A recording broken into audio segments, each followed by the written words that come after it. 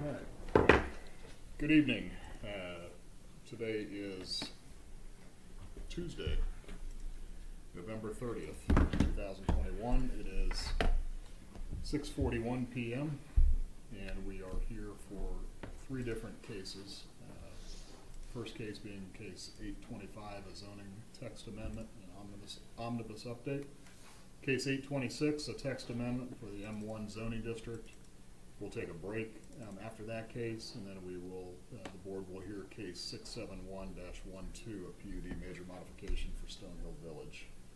And with that, we will begin with case 821. The purpose of this hearing is so the trustees may review and act upon three distinct cases.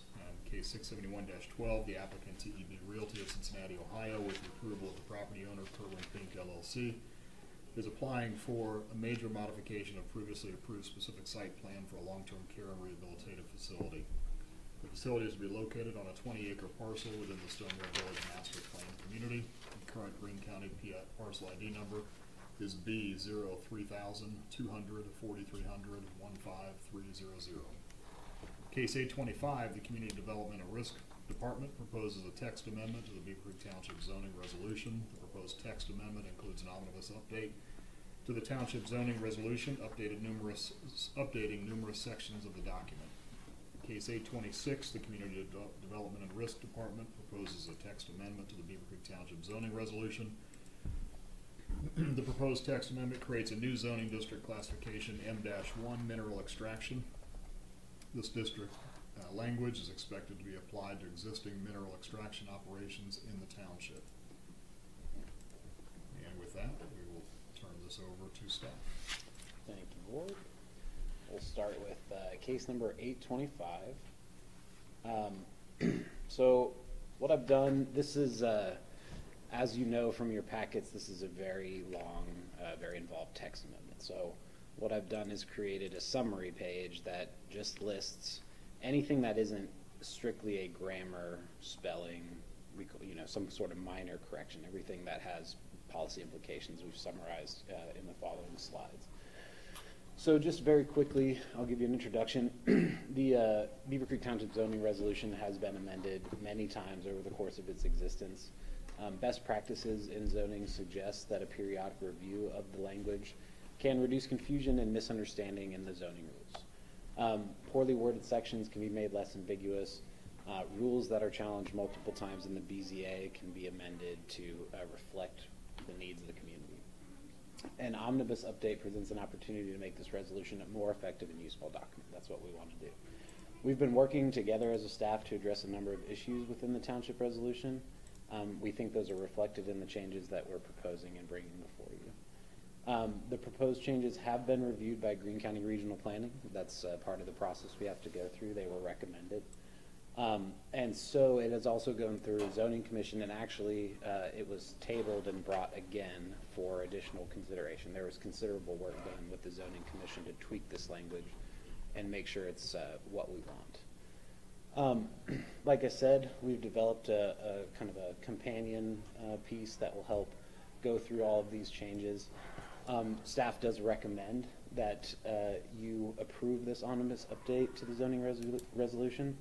We think the changes reflect evolving best practices in zoning administration, that the changes were identified as necessary by staff, and changes are changes that repeat variance requests from the Board of Zoning Appeals are addressed as well. So we think this hits a lot of points. So what I'd like to do, we have the regional planning recommendation here on file. This is the zoning commission resolution that recommended it to you. And then here we have our kind of summary of the changes. So if you have any questions while I'm going through, please go ahead and stop me. Otherwise, I'm just going to kind of run through this. In Article 3, we added a definition of light manufacturing. There are several zoning districts that reference this activity. It was not ever defined, so we defined it. Throughout the document, starting in Article 5, there were sections that read the height limit of a building is 35 feet or 2 stories or whatever it was. We've tied that now to the Ohio Building Code. So when that changes, our document changes as well. We also did include in Article 5, which is single-family residential, the use of short-term rental or Airbnb is what people typically think as a permitted use. This went through the zoning commission a couple of times. We really discussed it. Their view is that it should be allowed as a permitted use, and if HOAs or other governing bodies want to exclude that use, then it is up to them. So that is why it's presented as it is now. For two-family residential, Article 6, there was a slight incongruity with permitted uses that allowed township facilities. Township facilities usually had conditions associated with them. We just went ahead and made that congruent with the other articles. So there, we added those conditions in for township facilities as a permitted use. We again tied the building heights to the Ohio Building Code. In Article 7, which is multifamily residential, we tied heights to Ohio Building Code. And then there's a section that talks about traffic arteries. We believe the language is a little ambiguous, so we related it to the typical kind of verbiage of minor collector, major collector, arterial, those kind of words, verbiage. So in Article 8, which is mobile home residential, side note, we do not have any areas zoned this, but it's some small points. In one part of the article, it says that applicants are encouraged to put it forward as a PUD, and then later in the article, it mentions that that shall be done as a PUD. So we just wanted to make sure that it was understood that it must be a PUD, so we changed that language. And we brought that bullet point up from the bottom of a list of bullet points to the top so that it stood out. In Article 10, which is our B2 business district, again, we tried to use some unambiguous language as it relates to how to describe roadways. We added, as defined by the Ohio Fire Code, so these are high hazard buildings, and other terminology, we added a definition there. And then we removed the description of screening found in this article and directed them to the general provisions section, Article 18, that deals with screening. Just a little bit of consolidation there. So in Article 11, or so B3, you didn't change screening requirements, you just essentially redirected the correct. text. Yeah. In B3 business, again, we tied it to Ohio fire codes. There appeared to be a section held for future use there. We couldn't identify what it might be for, so we removed it for clarity. In B4 business, again, tying to Ohio fire codes and Ohio building code for height. In our Article 13, which is O1 office, research park, and office research park districts, we changed a couple of things. There's a section that talked about inoffensive structures. We went with aesthetically pleasing, which I think is a little bit more clear. Yeah, and positive, exactly. Now, this one was pretty significant. It reads now that to be in O1, I believe, or ORP, sorry, that only 15% of the allowable floor space can be light manufacturing. What we know about research in general is that they are prototyping, 3D printing in-house. A lot more of their floor space is devoted to what you might call light manufacturing. So we wanted to reflect that. In the office research park, we set it at 40% of the floor space. And in the research park district, we actually changed it from 60 to 75%. Just, we feel that more accurately reflects what's going on in the industry. How does that compare to what Russ is actually doing? Yeah, oh yeah, Russ is probably more like 90% floor space. They are a special case with their own PUD. I would say that they are more manufacturer focused than research park focused, if that makes sense. Even though their designation is RP, the industries there are very focused on manufacturing products and things like that. It's a weird area that they live in Russ Research Park.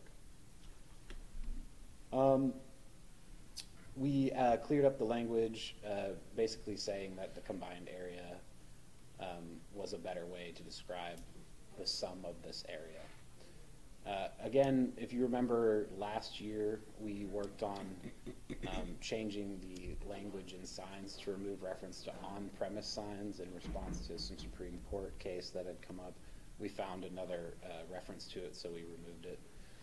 We think established grade is a more clear way to find where the level point, where the grade of a lot is. This is sign height here, so we didn't understand why in most areas your sign can be 6 feet, and in research parks it can only be 4 feet. It didn't make sense to us, so we just made it more consistent. Used more clear language, and then finally there's a use table. Did you change the square footage on the 13.12B? When you went from 4 to 6 feet in height, did you increase the square footage? I don't believe, I'll have to check, but I would say no, since it's not listed here. Yeah, because it goes back to the sign provision, right? Right, that's what I'm asking. Yeah. So if you kept it the same or if you increased it, The only change that I'm aware of in the Right language is there. just 4 to 6 feet. just elevation. Yeah. We did also, there's a table of uses that's in this section specifically for ORP, RP, and RP1. We wanted to take all those tables throughout the document and put them in a appendix section, either at the beginning or the end of the document when we resubmit this whole document together. So we removed it. We have a mock-up of what that'll look like at the end of this document. For Article 14, which is our industrial I1 and I2 districts, we wanted to make excavation a temporary use. This kind of dovetails in with the M1 mining district that we want to propose. And then, again, clearing up language. Oh, in the title of the article, it says permitted uses, but it actually lists permitted and conditional uses, so that was just kind of a housekeeping thing. We tied heights, again, to the Ohio Building Code, and again, moved that table. We want to place it in an appendix section. In Article 16, which is the A1 Agricultural District, we changed the word church to places of worship. It's just more inclusive terminology. We don't want to specify just churches. Again, tying high hazard buildings to Ohio Fire Code. In Article 18, which is our... How do you distinguish between a place of worship and assembly? I don't know that we do, and I would be very happy to make that change to a more inclusive term if that is more inclusive. That's the goal. Yeah, just question, just other communities are doing that, I've seen that. Place of assembly? I quite like that terminology, actually. I think maybe we should keep that in mind if we're making conditions. I'd definitely change that, knowing now that that's a term that's in use. All right, so in our Article 18, which is our general provisions, principal structure in place of, I believe, main building was the phrase. I think that could be misconstrued. Principal structure is more clear. Okay, so these next couple are where we get into some BZA variance cases that prompted. How many principal or primary structures can you have on one parcel? You may have one principal structure on a parcel. So if I build 10 storage buildings, which one's the principal? That's a good question. Probably the first one you build, and then everything else would be an accessory structure. At least that's how it is done for the Phillips Company's storage. Each additional. I thought I had to get a variance when I no longer own them, but obviously when I built it, I thought I had to get a variance for the other structure, for the additional structures. Okay. At least when I came in, we've had a couple of accessory structures for the Phillips Mining Company. I was told that's how it had been handled, and so they followed the same. Yeah, I don't know. But that's. You had to go for a variance at some point because there was a limit on the number of accessory structures. That was the challenge. Gotcha. So. Interesting. Okay, so again, in response to several BZA variance requests, we looked at accessory structure size and height limits. We raised the initial height limit from 14 feet to 18 feet, and then we also, on parcels 1 acre or more, we raised that to 22 feet. We also defined how height will be measured. There was some questions in zoning commission meetings. Is it grade to the point of roof, or is it grade to, and I cannot forget the terminology now, but essentially a grade to the middle point of that slope of the roof, So we like this better. We think it's a little bit less restrictive, and it's also more clear in how height will be measured. We changed the allowances for the accessory structure to a function of the acreage of the lot rather than just a straight 900 square foot limit. There's still a restriction that it can only be half as big as the principal structure's main footprint. But we opened it up so that if you're on a large lot and you've got, you know, a 3,600 square foot home, there's really no reason why you shouldn't be able to have an 1,800 square foot barn on 2 acres, 3 acres, right? And we keep getting these variance requests, so we decided to make the language a little bit more open. We also did add an impervious surface limit as well. So we have it such that I believe 75% of any lot can be covered in impervious surface is the maximum limit for home structures and driveway and anything else that might be considered an impervious surface. There was a section where it just said industrial districts or residential districts. We listed those districts out there in 18.064. In 18.07, which deals with mineral extraction currently, the temporary use, we went ahead and just made sure that whenever a district it could be under 18.07 but is also zoned M1, that the M1 language supersedes any conflicting language in this other section. It's still a permitted conditional use, or I'm sorry, temporary use in ag and industrial, small gravel pits and things like that, so we didn't want to remove the language entirely. There was a section that talks about some sort of placard or you know, a certificate that zoning would issue for gatherings. We do not do that. We do not keep track of assembly and issue any kind of zoning certificate for that, so we removed that language.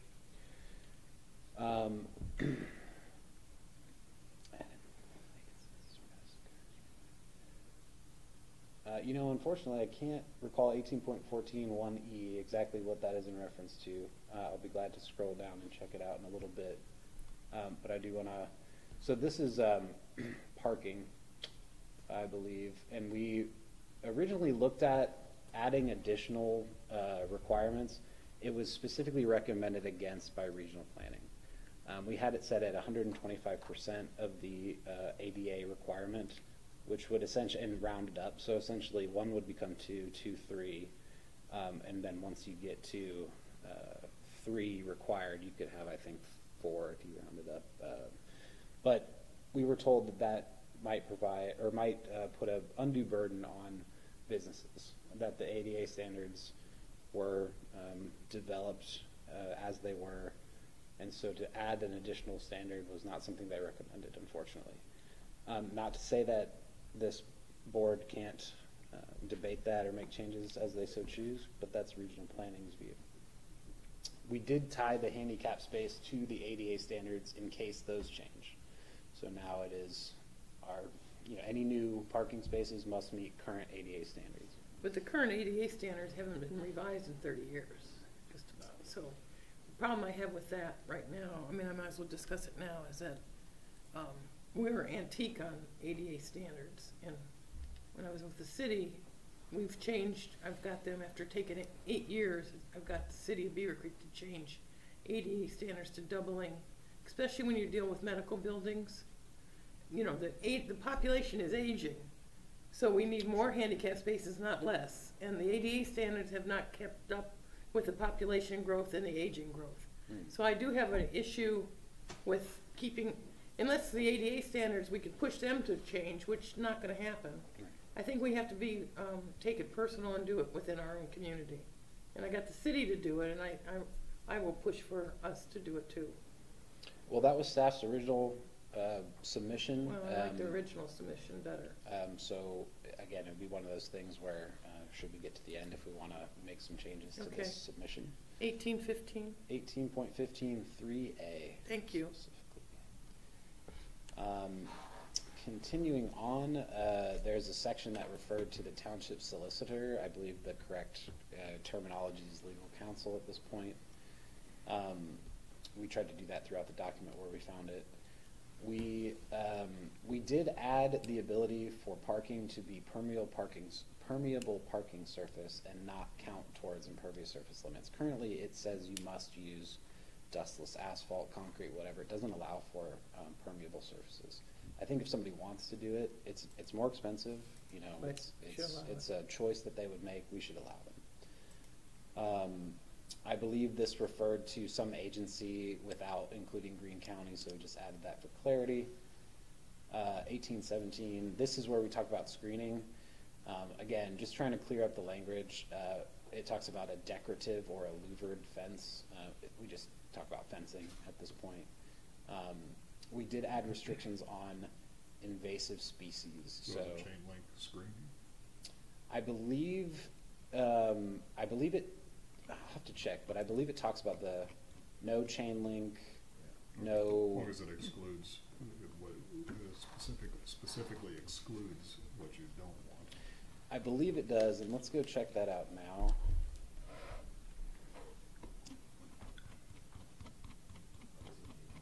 Eighteen 17.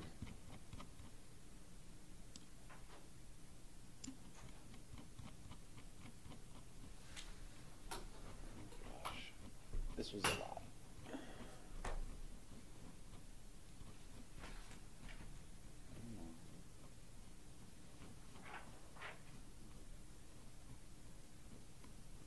Okay, 1817.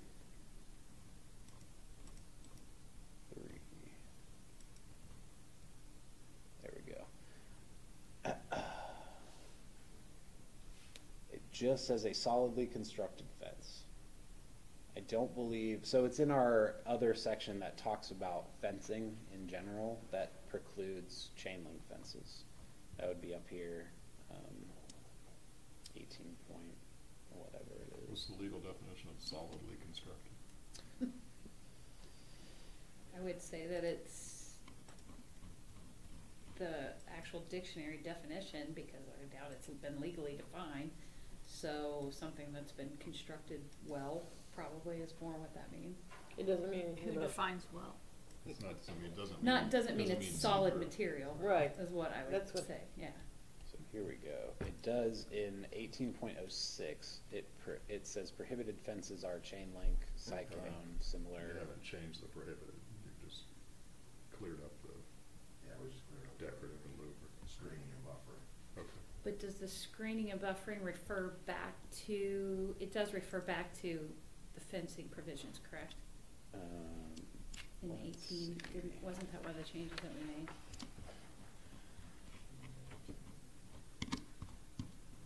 You're almost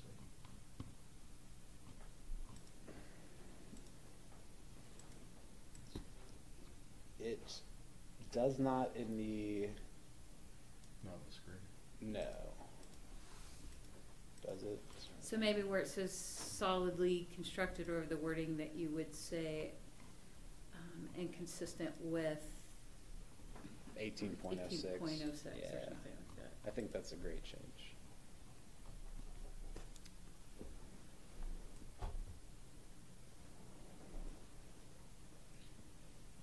All right. As far as solidly, because you want solidly, or you want well, or you want rigidly, or what do you want?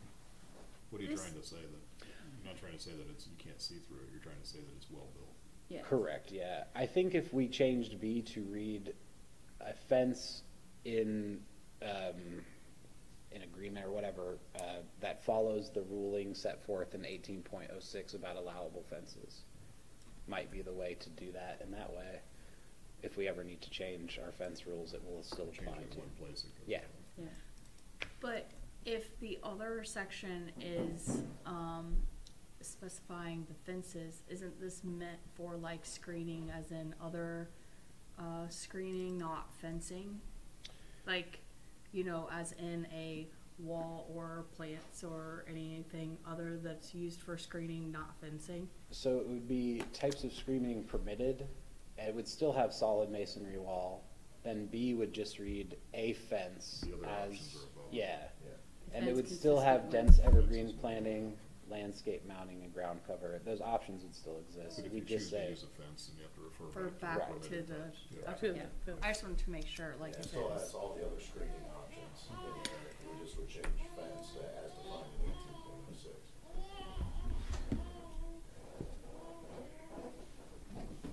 And then the other change there, that goes back, would be no invasive species as defined by the Ohio Department of Agriculture. Which that list changes. all right. So I think that was a great suggestion, thank you. Let's see. What was the screening height on 17.4? I'm sorry? On the 17.4, well, 1817.4, what was, they raised it to 6 feet, what was it? 18, 17.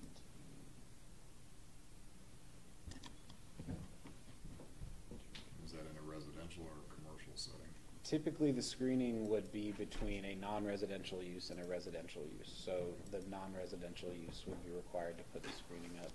Okay.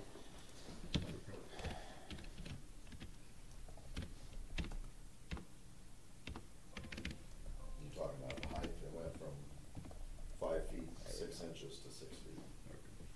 Thank you. Yeah, correct. They just rounded up. Yep. And that also, our fence height maximum is 6 feet in residential areas. So I think that's reasonable to tie it to that as well.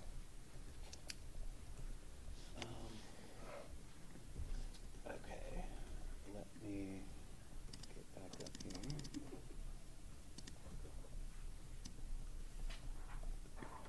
All right. So we are now into raised screening height. Yep. Added some clear and more inclusive language. I think we should probably make note of 18.27 as well if we want to talk about places of assembly. I believe that's what we're talking about there.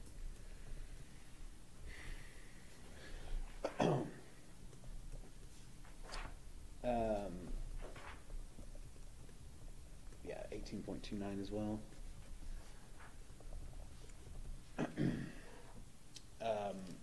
In 18.30, that use is conditional as no B4 zoning exists. This was an interesting one from the zoning commission. So 18.30 is the adult business section, right? And it used to read that in all these different settings that could be attended by persons under 18, a church that was attended by persons under 18, a school that was attended by persons under 18. The zoning commission said, why would it matter if they're 18 years? Now, we know it's probably tied to the typical age that people can legally consume adult businesses, adult-oriented businesses. But if it's a church or a place of assembly, it doesn't matter if nobody under 18 attends it. I think it's still fair to remove adult-oriented businesses a certain distance away from that kind of use. So we wanted to remove that qualifier.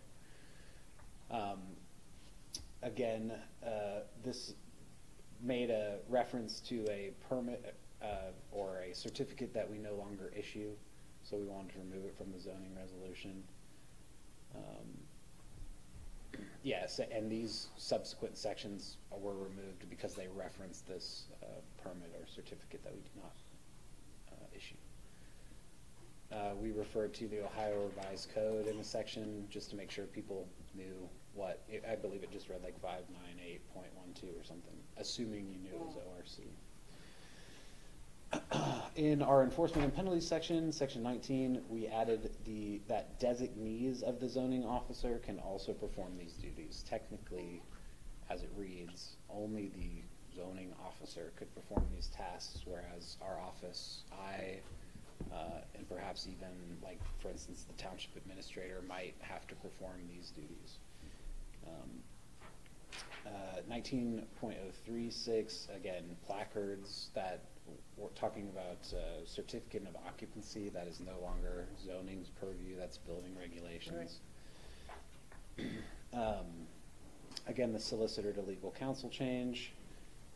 And then in 19.10, we talk about actually what we're doing right now, revising our language, and it read that we shall, at a certain period each year, go back and review this language. I would like to make it so that we may review them from time to time. That is not a requirement. It's something that we will seek to do each year. But if we get to the point where after several years of these omnibus updates, we look at it and say, you know what, I don't think we need to do a major revision this year, we should have that option if it's appropriate. Okay, Article 20 for signs. We had to add a couple of definitions that were throughout the document: direct, external, indirect, and internal illumination. It sounds pretty straightforward, but we don't want to take that chance. Whenever we can, we want to be more clear. Again, we tried to make sure the wording didn't focus on what the content of the sign was when legislating signs as much as possible. We prohibited invasive species in the area beneath the sign that serves as kind of the buffer, its area. Added ground or, because most development signs are ground signs. You usually don't see a sign for a new development, a big pole sign. It's almost always a ground sign. Again, we listed districts out when it made reference to residential districts or such.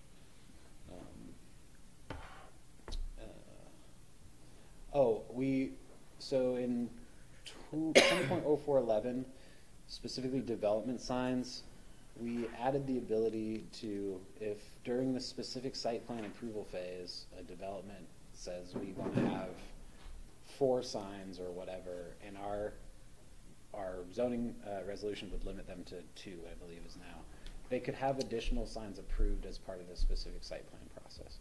I think that's reasonable for them to request that. There are sometimes very large areas that 2 signs probably wouldn't adequately cover, or there are areas that maybe are on a corner.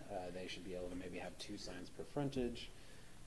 So just giving a little bit of flexibility as part of the specific site plan approval. In 20.0414, I, triple I, and IV, so 1, 2, and 4, or 1, 3, and 4.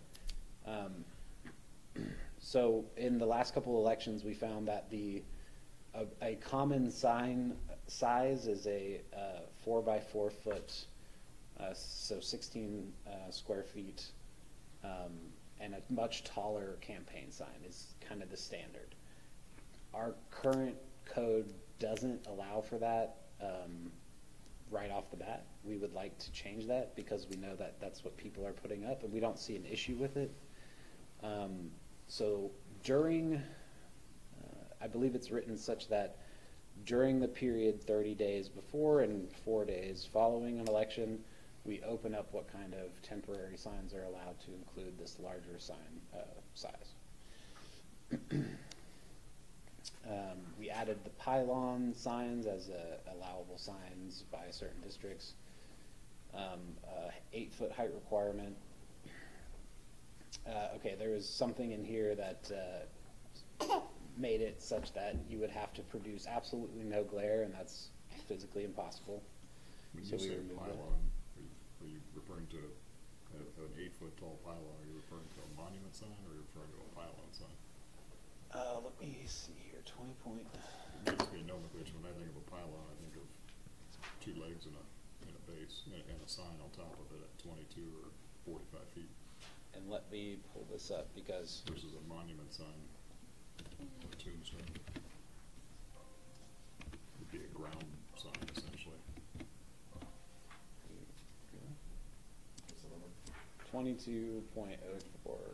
I'm sorry, 20.04. 20.04. Yeah, that's what I'm assuming that's a ground sign or monument sign. Oh my goodness. Big difference because we did in the highway overlay district, we raised the height of a pylon sign to, we raised it 40 feet, 40 feet above grade. All right. I believe it ties. This is unfortunately kind of difficult to navigate through. I apologize. It's just such a large document. So we're talking about 20.04 15. Thank you.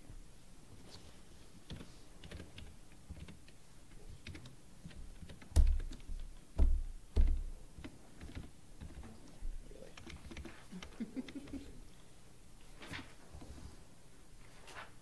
All right. There you go. It's going to be less than 15.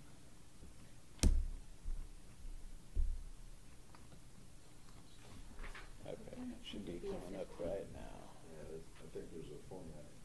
You go, Yeah, and temporary signs is the new 12, 14, old 14 would have been temporary signs. so now it's 14 because so this is, You blow that up a little bit. and boy, that formatting, we tried to go back and fix it wherever we could, and every time we tried to fix it, it would mess it up a little bit down the line. That's something that we will be taking extra care when we actually set this into new documents and print them out. We will make sure that those formatting issues are addressed, probably by having to type out an entirely new document, unfortunately.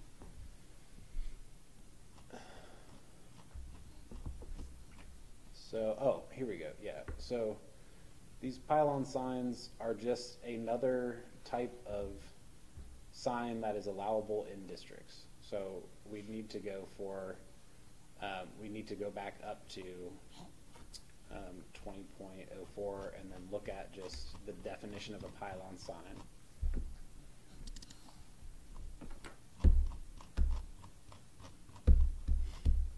So the change is just adding the use. Yeah, exactly. It's basically allowing the pylon type of sign. The other question is, what's the height requirement of 8 feet? So Is that from the ground, or is that the height of the sign on the post? that's from grade to the top of the sign. Okay, but unless I'm misunderstanding, that doesn't make sense, because we've been 22 feet, and we raised that to 40 feet in the highway overlay, so why would we go back to 8 feet? Unless we're talking about a ground sign or a monument sign. And it very well could be that monument sign and pylon sign in our minds are interchangeable. Two poles with a sign attached to a base in the ground. Right, Yeah. yeah, so, and a monument sign Is would- on the is on the ground. Right. Okay. And I see. typically, like City of Beavercreek is 6 feet above, you can't be 6 feet off the ground. Okay. So we would need to add monument signs as well. Is that? There should be a delineation between the two, because Yeah. Different. I see what you mean, because one could interpret it to say the height of the sign is 8 feet plus whatever the pylons are. Well, my question when I just read your bullet point is, are you stipulating the height of the sign? That's, if I put an 8-foot by 15-foot box on top of 2 legs that are 30 feet tall. It is designed to mean that the top of the sign will be no higher than 8 feet from the grade of the lot. Yeah. Okay. Then I think my gut feel is you're thinking of a monument style sign, which is, in most cases, 6 feet height is the max limit. I think City of Beavercreek is 6 feet. All right. So we want to. But they've done variances for that. Speedway got one for 8 feet. Differentiate between pylon and monument.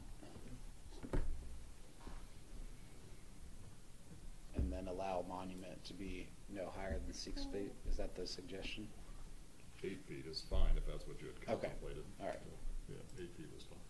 Just make sure we also include monument signs. Yeah. Okay. The 8 foot should be monument, and we should have something different for pylons. Because an 8-foot pylon would be a complete waste of money. Yeah. Gotcha. All right. We will link, I don't think we'll go with the 40-foot pylon like in No, the that was highway HBO. overlay. Yeah. Yeah. But we will link it 22, I to, think, was yeah.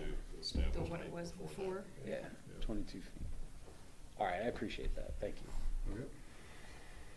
So let's go back to this.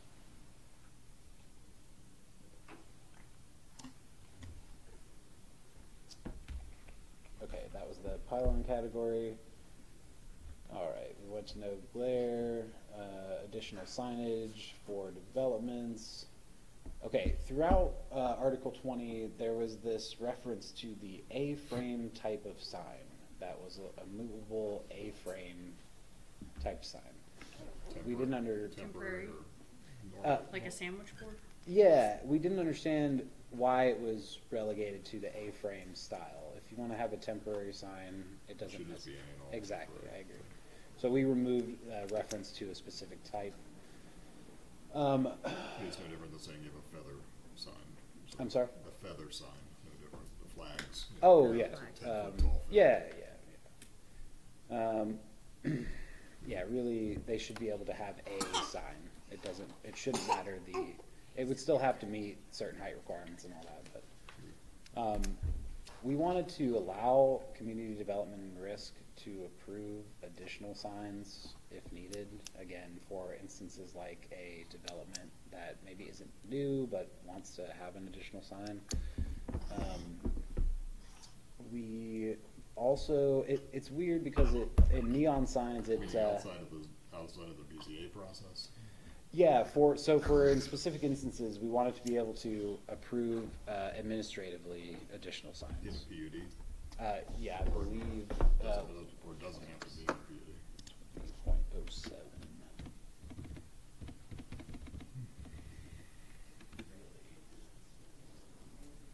Because within a PUD, that would make logical sense. We do have the incidental. You have the ability to do that. Mhm.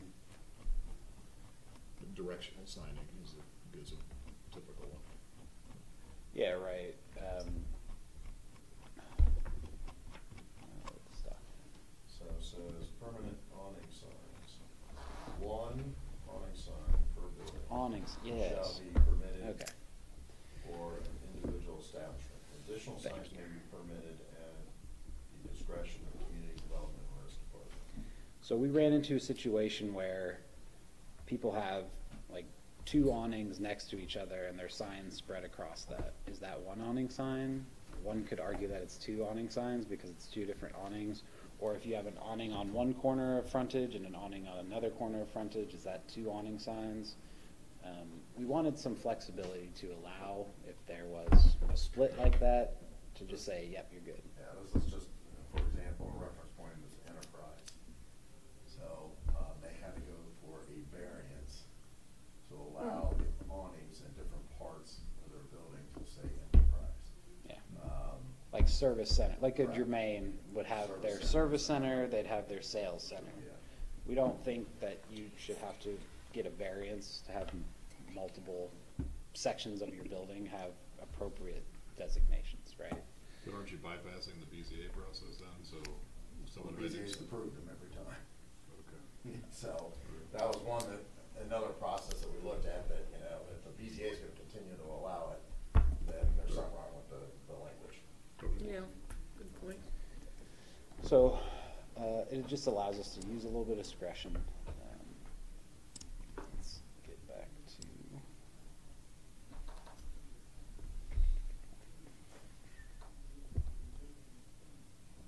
All right. And then, okay. We did, again, I think we're talking about, so this is roof signs here. If the building's 35 feet tall, or wall signs, I should say, if the building's 35 feet tall, the sign height shouldn't have to stop at 25 feet along the edge of the building. It should go up to the edge of the roof, essentially, like any other wall sign is able to do.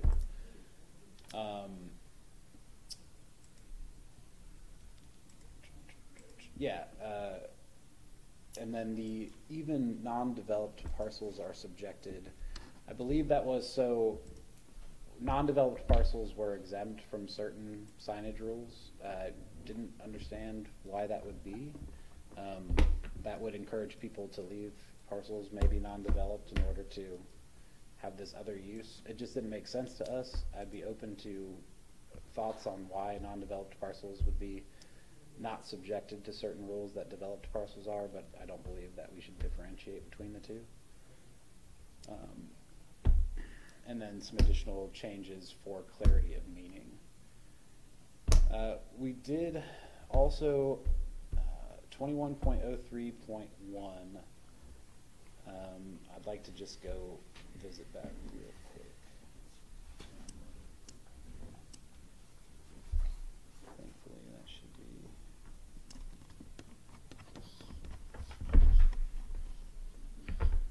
Yeah, okay, 20. 21.031.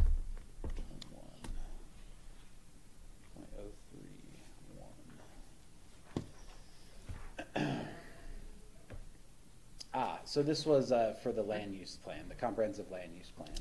Now, as you know, the comprehensive land use plan has not been updated in at least 10 years here at the township. Obviously, we're currently in violation of our own code on that. It is best practices to do it at least every 5 years. We're currently initiating that process now to begin it next year.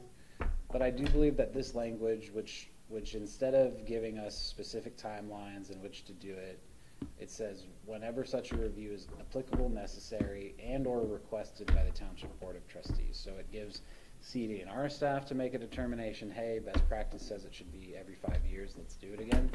Or if the Township Board of Trustees identifies the need, it allows you to trigger that process as well. I think that will, at least in my mind, it will keep us honest in making sure that somebody is initiating that process from time to time. But I also don't want us beholden to a certain time of year. I don't think we certainly shouldn't be reviewing the whole land use plan every other year. That's, I believe, too frequently. Yeah, 5 years. Yeah, 5 years probably is the sweet spot. So I think this language The just challenge is if seeks you do to. it on the 5 year, then it takes until the 6th year to get a result. But with 2 years is too soon. Yeah, you're gonna see this again in the budget. So, I mean, there's a financial cost to the township to update our land use plan. And it'll take about a year to get it accomplished. So, if it is approved in the budget, we'll be working with Miami Valley Regional Planning Commission, Green County Regional Planning, and then a lot of the stuff has to be outsourced, much like we did last time. So, and it did cost the township. It was done 10 years ago, as practices when I got here. So, and it was a lengthy process between, public input, as well as cost, financial cost. Yeah, it's part of it too. It's not responsible to do it every 2 years if it's unnecessary. So. The reality is the purpose of the land use plan is to obviously plan out the uses of the land and should be projecting probably closer to 5 to 10 years when you're looking at where the township is headed. You don't want to have to do it all the time. The whole point of doing it is to do it. I would say you're probably closer to every 10 years is probably more realistic and really more useful for to see where the trends of the township is going, and that's what I'm seeing more townships kind of go towards. All right, if I'm not mistaken, that is the last change, except I do want to just give you a preview of what I want the appendix to look like. This will be the table 1, our schedule of yard and lot requirements. That's hidden away right now. It should be front and center. People should be able to go to one place and say, oh, I'm in R1. Okay, here's my side yard setback requirements, front yard setback requirements. Hopefully that'll reduce some calls to the office over time. We have our B1 or B2 through I2, Table 2, and then Table 2A a little bit further down, which is the O1, ORP, and such. I don't believe we need to create a table like this for the residential uses. Their uses are pretty limited and they're spelled out in their respective articles. But for these business and industrial uses, there's so many, and actually, you could look at this list and probably find another 100 businesses that aren't specifically described business types. So that's we just want to put it all in one place. That's a cleaner way to do the document. So that is the entirety of the changes we are requesting to the zoning resolution at this time. I know it's a lot to chew on. I'd be glad to answer any questions that you might have at this point. I think you guys did a good job. I know it's tedious and worry, but it was necessary, so I appreciate your work on this. Thank you. Thanks. It really was a team effort. I can't thank my staff enough for working together with me on multiple work sessions, and also the zoning commission for their work on it, and regional planning for their work on it. It was really a collaborative effort. But so tonight though, you're looking for either an approval as presented or an approval with modifications? Correct, yes. Okay. I believe we identified a couple. Okay, let's just walk back through the sections that we wanted to revisit. There's one we were going to revisit, we were gonna look at, and then we said we'd get to that in a minute, and then, That was 18.14, Right. 1E, I think you had, because you Okay. couldn't remember what that was. Thank you. If you want to start at the top, work your way Yeah. down. I just wanted to make sure I remembered that Yeah. there was one in there that we were Um, gonna look at. There are several areas throughout the document that it talks about worship, and we will change that to assembly. Assembly. And then, there was discussion regarding the handicap spot, and then if you wanna go to that article, that was the third one. So, this, I want to go to 18 point, 1.4, yeah. 1E.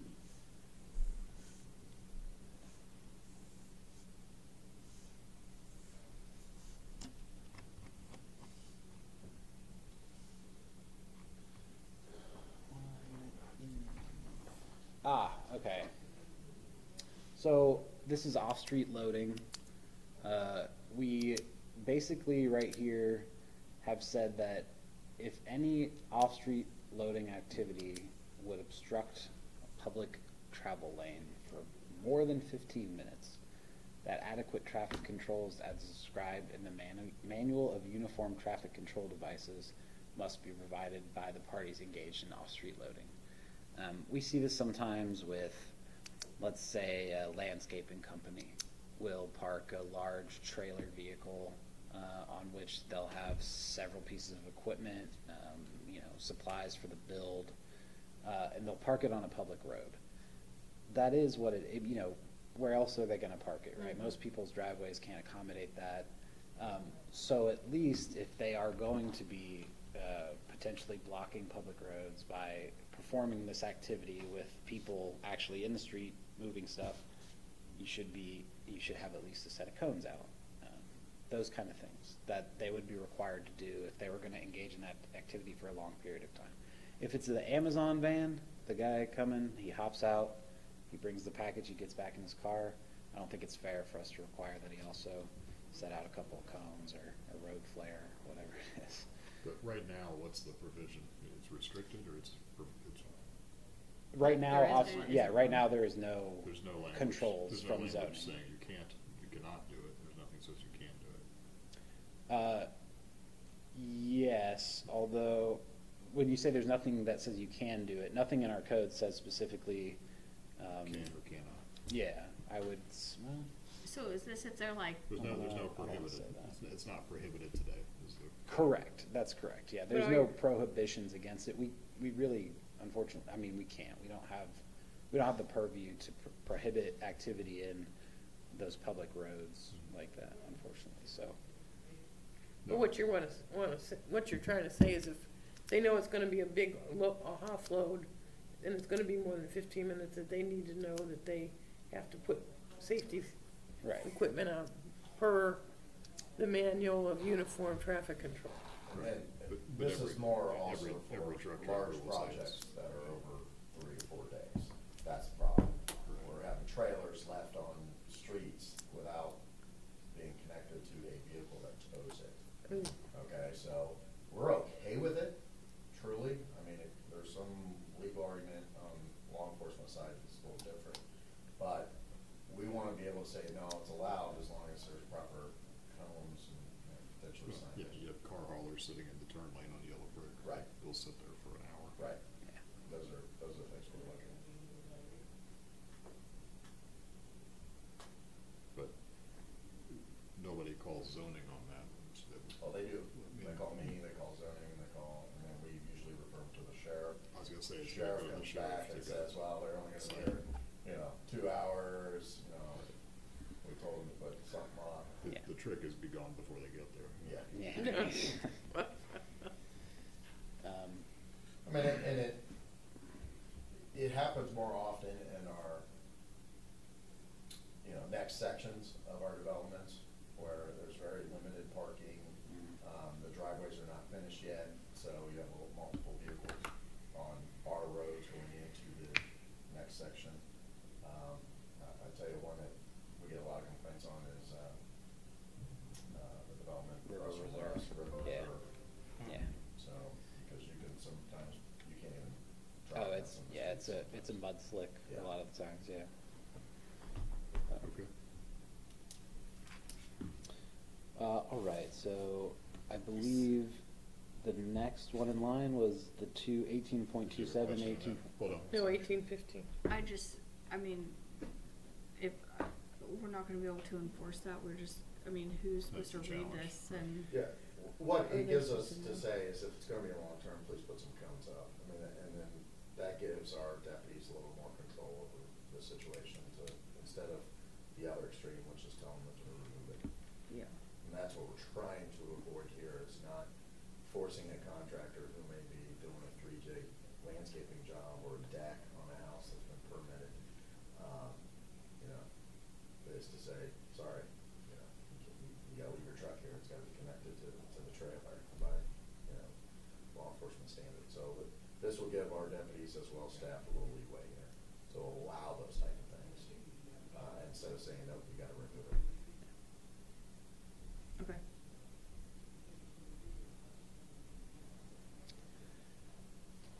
All right, and I'm sorry, you said 1815, 3A. Oh, yes, I'm sorry, the handicap ADA requirements. Yeah, I would recommend we change it to what you guys have thought. Okay. Let's review what you had proposed. Originally, and I'd have to look back to the previous document to give the exact language, but I can tell you that originally it was in compliance with ADA standards for their configuration, design, and whatever, but that the required number would be 125% of whatever was required by the ADA rounded up to the nearest whole number. Across all uses or across certain uses? It was across all uses. Yeah, this section does not refer to any specific area. It's just anywhere parking would be required. In a medical use setting, I can understand it. In a retail use setting, when I can put an ADA parking spot at the back of my parking lot, I don't know what good that does. And that's really what you're forcing property owners to do. Because go drive through the green and try to find a parking spot in front of a restaurant. Yeah. You can't. You Don't- can't. Every parking spot is Handicap. reserved, or ADA. I mean, they don't exist. They don't have many ADAs there. So, but you don't have to put them at the front. You can put them at the back of the parking lot. You can put them out in the middle of the parking lot. So it doesn't say it has to be at the front door. So Gotcha. in fact, what shopping centers will do is they'll put them out in the middle of the parking lot to meet the requirement. Because they want the customers to run in and run out, and they want the reserved spot for the DoorDash and Uber Eats. I'm just being practical. In certain settings, I understand there's a need for it. In certain uses, there's a need for it in every use. There's more of a need in certain uses. In my opinion, that's just my opinion. I've got an 89-year-old dad who won't use one, and I beg him to use it. One way that we could address that, if we think that the solution is to, in certain uses, require additional spaces, is we could make a subsection I. For Little I. example, in an industrial, why would we require that? I think that is a That's fair why we point. lean towards the medical use Yeah. or. Right, that's what I'm saying, but rather than a blanket 125% across all uses, I think that's excessive. I agree with that. 150% maybe in a medical. Okay. Yeah, and I mean when you round up to the nearest whole number, it's always going to be one more until I think you get to Right. 4, right? So with what I've proposed and with what you proposed, I think it would be 6, right? So, But and even in retail, I think 120, in my opinion, I think the 125 is adequate, because all it's gonna do is force someone to push them to the outer edges, which doesn't accomplish what the ADA need. yeah. They need to be closer. I think I agree with you that if the practical solution for businesses to meet our code is to just put one in the back, then it's not a good change. I do think that we can do a little subsection, so it would be 18(3)(a) 1 little I, and it would say in You could leave 125 in all cases except for, I throw something out? I think there, no? You can do it at the public input.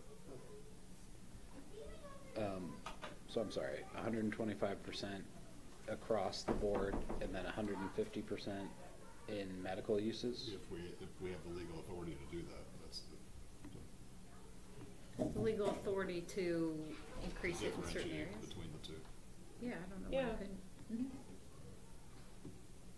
So, all right, 125%. The problem Yeah, is when you say anxious medical to- uses, we don't have like a medical district, so you're gonna have to tie it to a district, I think, more. Because So that otherwise, would how are you gonna be- say a medical use? I mean, we have probably Yeah. defined various uses that are medical uses. Does that include dental uses? Does that include, all kinds of different things? That's why I almost think you're gonna have to tie it to a district more than a use. Could I recommend something? I think as we talk about this, what's probably going to be required is that we look at our table of uses and then we identify uses that we already list as the ones that are correct. So perhaps staff could come forward with a subsequent zoning change to the resolution at that point and say, hey, we've done the Maybe leave it at the 125 now and then come back with a recommendation to I modify. think that's Right fair. now- Right now, it's just to be consistent with the ADA. Right. But you Or could come leave back it- and no, modify Sorry, leave it. it at the, consistent Yeah. with the ADA and then Until you come back do to a us. modification And- later. I think that's fine. Okay, I think that's, yeah, It addresses it, that's all I wanted to have done. we can definitely do that. And I think it'll help regional planning to Yeah, look and I at it misspoke. just by Originally, itself. what I would have said is leave everything at the ADA except for, and then Those uses. Yeah. list those specific uses.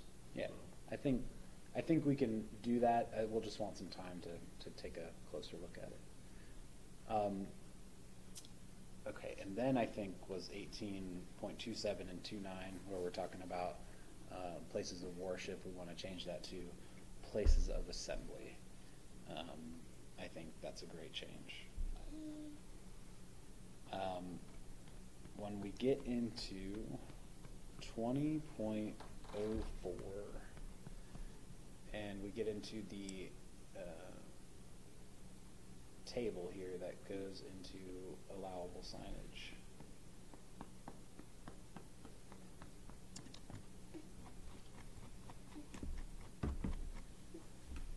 So we have pylon signs here, and I think what we need to do is add the where's category. Your, where's your drawing of that sign?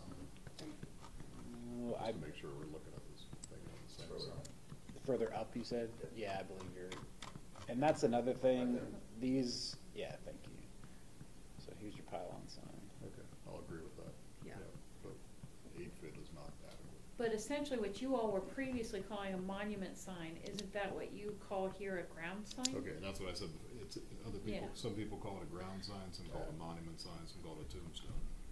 Okay. It's a ground sign here. Okay, Yeah. so ground sign should be 8 foot, is what we're talking about.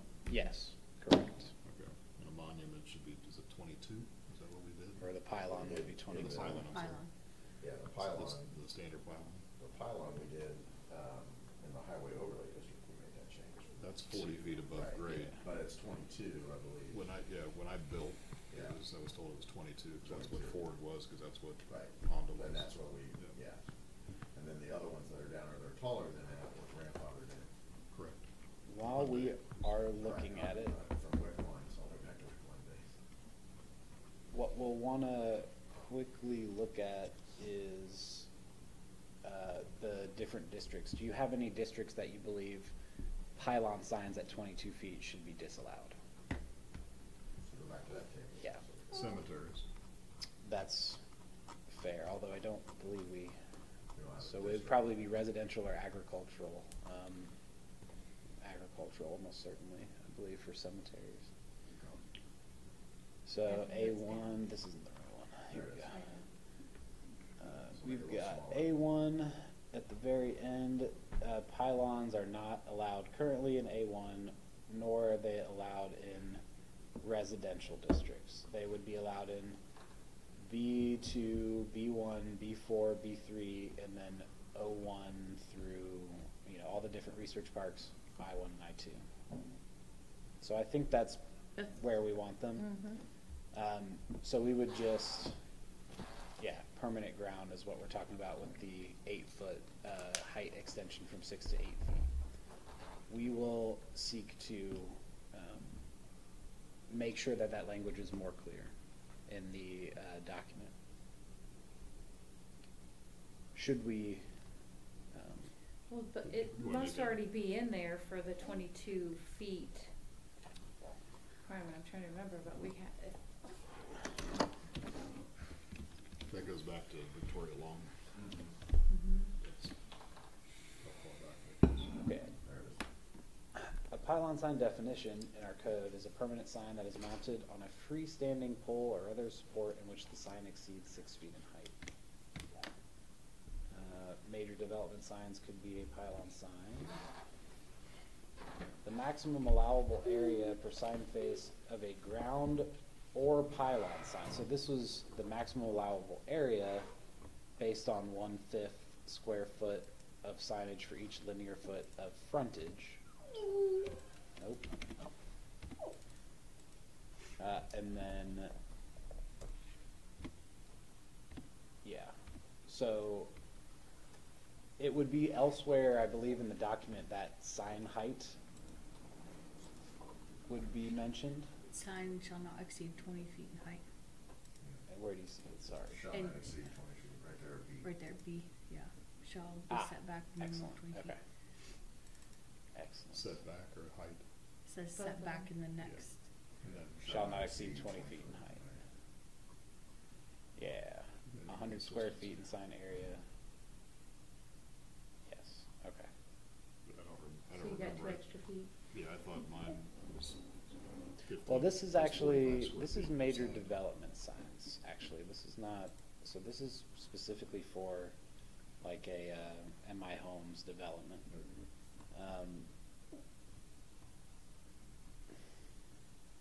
Okay, it should be, oof. Ground signs. I don't think it's defined. Yeah, I think what needs to happen is that there needs to be a pylon sign section added to this, as I'm looking at it. If there's one for everything else. Yeah. It's already in, the word is already in the document. Yeah, So it's it just defined. doesn't define it. It defines it, and then it says Then it or. convolutes it. with Right, then other it convolutes it, so I think what you Needs need, its own what I identity. would recommend is pulling the table out, and then just come up with pylon language and districts. Put that through the process. And make sure it's clear, separate, clearly Yeah. separated from the ground sign. So, just like with the ADA, are we suggesting that we do this in a subsequent Yeah. update? That's what I would recommend. Yeah, let's get the major part of this done. Okay, so, we are directed to, improve this language such that pylon signs are clearly defined height, just like any other type of sign. So we will get But- that done. Right. So But if take we it were- out of the table for now. Because if we approve this tonight, we've limited pylons to 8 feet. Yeah, so take I it see. out of Take it out of the the, table. the table, and then come back with it in the table along with The definition. the definition and the for- height requirements and things like that, as you have with marquee signs and ground signs and. So you're crafting the modification? Well, eventually, because it's. No. No, he's She saying means, for tonight. For yeah, tonight. for not condition. tonight. Oh, no, Yeah. I'm saying to come back to To do come that. back with. Right, but we can't approve this as presented without a modification. No, you could just say, when you As go to amended. approve it, as amended and, you know, with removing those two sections. Isn't it just 18.15, or what was it, 18.04 And 15 or something like that?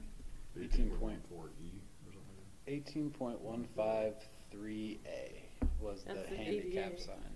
Or, yeah, and ADA. this is 20 20.04 table. I'll have to find the list of the table here.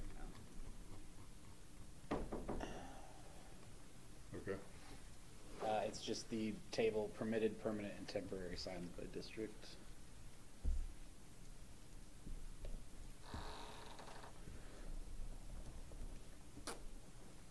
So 20.04.15.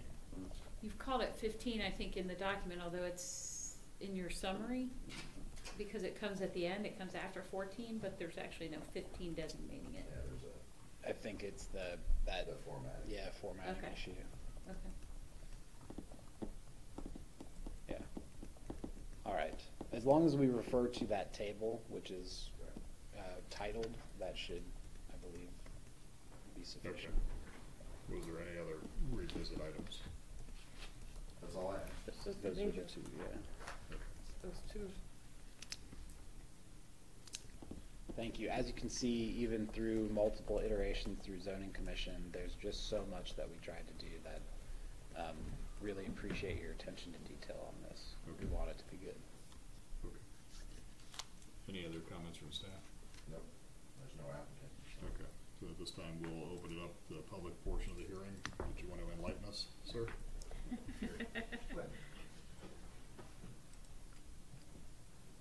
Give my name and address. Name and address, please. Roger Nash, Withers Design Group Architects, 1250 Chambers Road, Columbus, Ohio, 43212. Just the discussion about ADA parking spaces, there's actually tables in the Ohio Building Code too that talk about X number of spaces for, you get one space for, if you have 25 spaces in your lot, you need one ADA, goes up 50, 100. But then there's subsections in there about medical facilities. Inpatient rehab facilities, I think it's in Ohio Building Code, section 1106. I think so that might give you some, maybe you could refer to that or something like that. Great. So, Thank you. Thank you. We have intern positions open. yeah, because I don't want money, but we can. like, it gives you something else, and that would be something that's probably, I don't know, I mean, that's something that would go through the Greene County Building Department for If you could in refer plan to that review. section, then that, or if you could, not that section, but if you could refer to that code, then you would be evergreen to that code. Yeah, something like that. Thank you very much. Thank you. Well worth the ticket admission. Any other public comment, or? If not, we'll close the public portion of the hearing, discussion among the board. Nothing more to discuss. Just the two modifications that we're talking about. Mm-hmm. So as I have it, the two modifications, it would be to approve as presented with the following modifications: worship to assembly, places of worship to places of assembly, and in the 20.04 table, which I can't see the title of it, remove reference to pylon signs. Yeah. Correct. We would also need to, no, I'm sorry, right, if we're gonna come back, we can leave that as. Right, because I okay, think the all right. handicap, currently the change is to make it consistent with the ADA, but we can come back and. Right. Right, Yeah. you're gonna essentially elaborate to what this gentleman was saying. Okay, Mr. Mayor. Excellent. Okay. So do we have a motion to approve as presented with the two changes, changing the word worship to assembly and changing 20.04 to remove, the table to remove the reference to pylon signs? So moved? Second. Trustee Wallace, Yes. Trustee Dean, Yes. Trustee Kratz. Yes. Thank you, board. Thank you. A lot of work was done.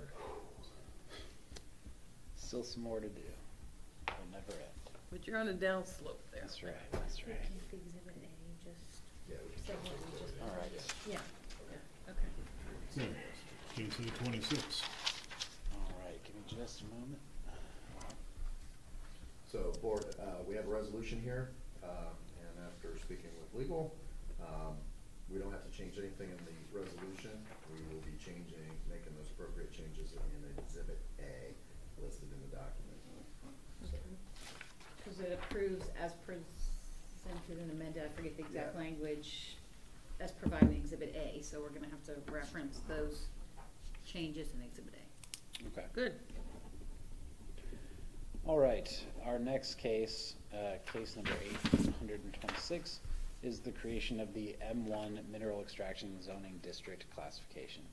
I'll give you a quick staff report here.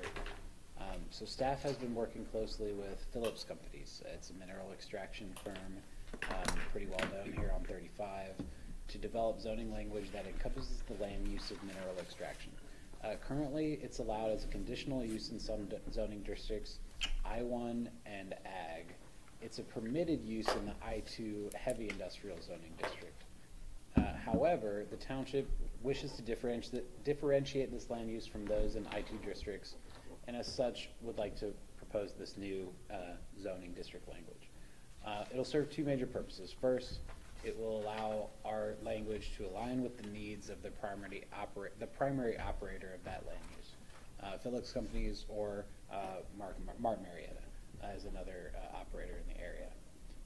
We've been working with Phillips Companies because we are aware that advances in their business are coming sooner rather than later. They operate that large gravel pit along US 35. There's also additional land near the eastern boundary of the township that they own and operate. It's our understanding that that land will eventually become Phillips' primary extraction site. And so in anticipation of this, we want to update our language to both encompass their suggestions. So we worked with Phillips and an attorney that they suggested to us. And then also guidance from the Ohio Revised Code. There's actually pretty significant language in the Ohio Revised Code that deals with mining and other mineral extraction operations.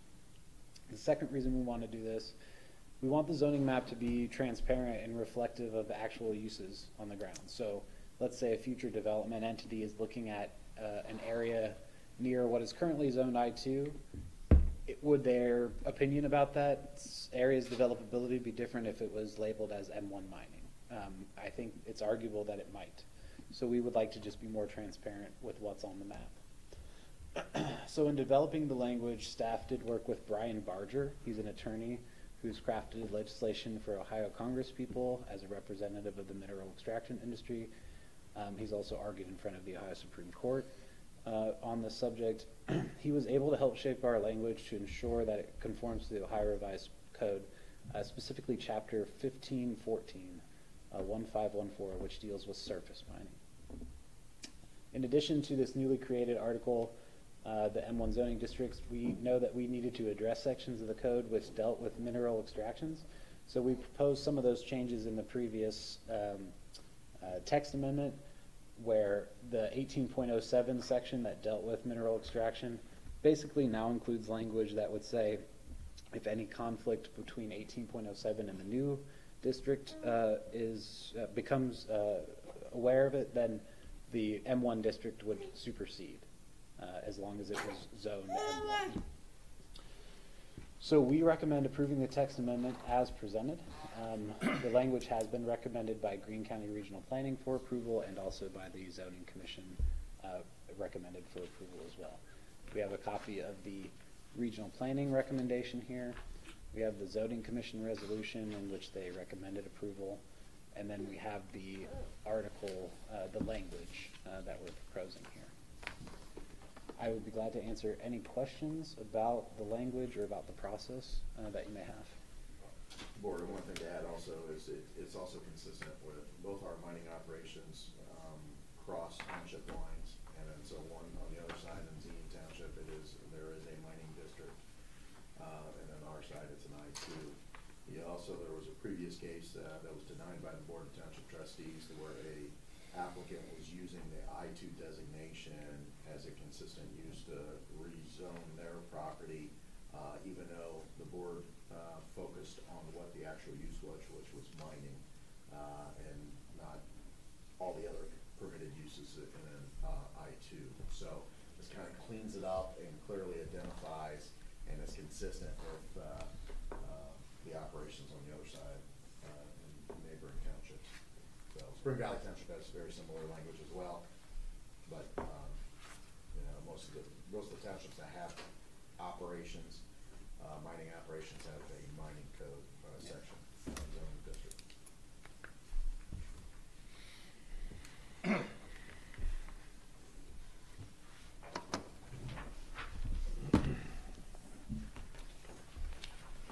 Is there anything else from staff? Open up to public comment. Seeing none, we'll close the public portion of the hearing. Among the board, any concerns, questions? I have none. I have none with this one. Do we have a motion to approve as presented? So moved. Second, Trustee Dean, Yes. Trustee Wallace. yes. Trustee Kretz. Yes. Thank you, board. All right. I you. believe At this point, we'll take just a 5-minute break or so. It is 8:01. Let's come back at 8:07. And I'm going to recuse myself at this point. So have a good evening. Thank you, Tom. To me. And reconvene our zoning meeting from 8:06 p.m. And due to a potential conflict of interest, Trustee Kretz is recusing himself in zoning case number 671-12. And we'll have staff present the case, please. All right, thank you, board. So yes, again, this is a PUD major modification to the Stonehill Village Plan Unit Development. The applicant, TEB Realty, is proposing a modification to Stonehill Village PUD. The applicant has documented the approval of the parcel owner, Kerwin Pink LLC, to make this application on their behalf. Specifically, they are requesting to revise the specific site plan that was approved for the Asbury Park Care Facility. That was originally approved in Zoning Commission case number 671-11. The resolution approving the site plan is available in the case packet materials. So a little bit of context. The original approval of the specific site plan included several conditions that the facility had to meet in order to commence operations. Number 6 of those conditions requires final approval of the site plan by any agency or entity having jurisdiction over those proceedings, over the project. One agency that's specifically named in that is Greene County Regional Planning Commission.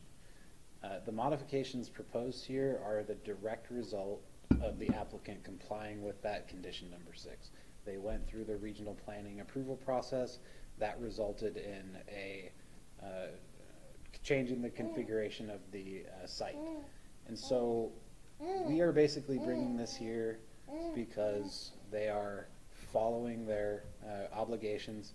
We need to pass it through in order for it to be done correctly. But that is essentially staff's report, is that this is a cadre of technical experts, the engineer, sanitary,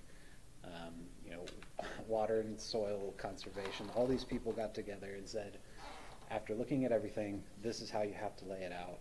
We believe that it's our responsibility to pass that through. We can look at it critically if we choose, but we should kind of trust in the process, I guess, is where staff comes from on this particular issue. So I'll just give you a little bit about the specific modifications that are being made. First of all, there's an adjustment to the entry drive location. When it was originally approved, when it was originally approved, this drive location, here we go, we've got the comparison sheet here. This is the best way, I think, to look at it. This was the original entry drive location here, because originally the plan was for Dayton Xenia Road to be brought up north and then across the property, across Stonehill Village PUD. Upon approval of the site plan, when they began working with the engineer, it was determined that that is not going to be the roadway configuration. Instead, they settled on Overbrook Boulevard, which comes off of Treybine Road. So in order to meet Overbrook Boulevard, they had to move the position of this entry drive.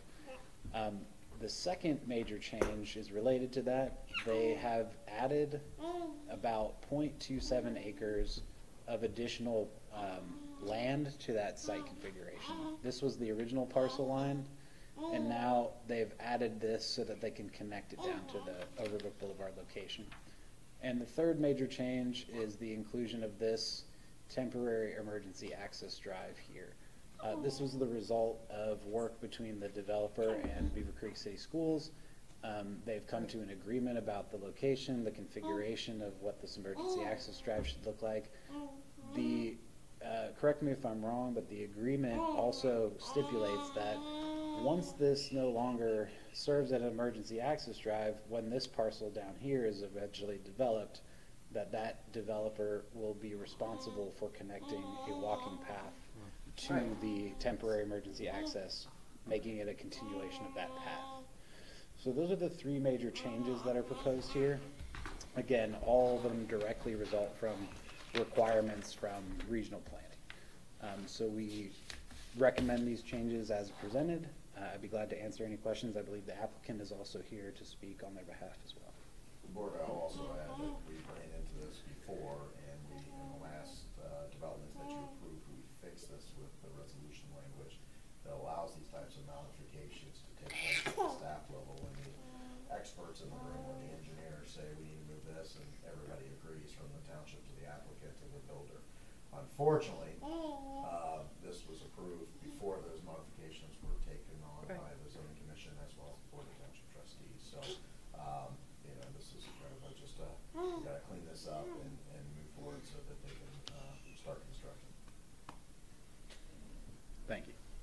Thank you, Max. Applicant, would you like to speak?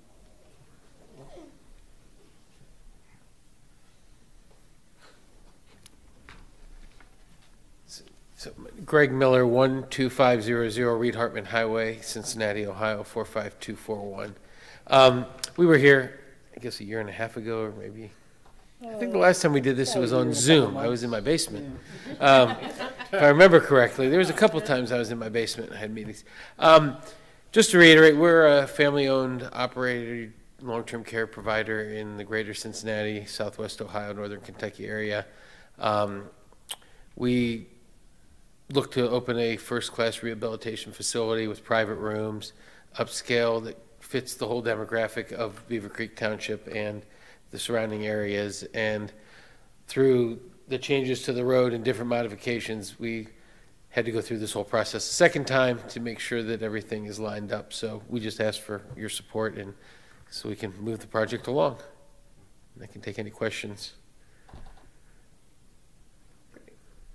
Thank you very much. Okay, thank you.